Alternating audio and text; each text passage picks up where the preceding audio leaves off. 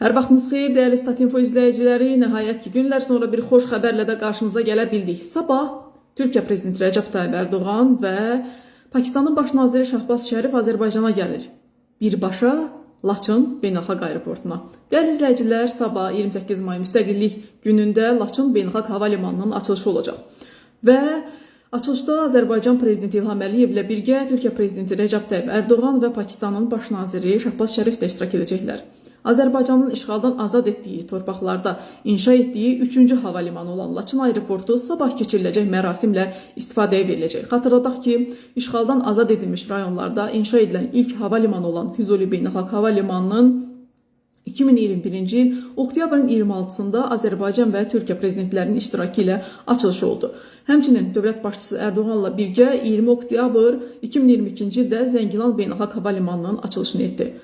Dəyərli izləyicilər, Allah şəhidlərimizə rəhmət eləsin. Allah qazilərimizə can sağlığı versin.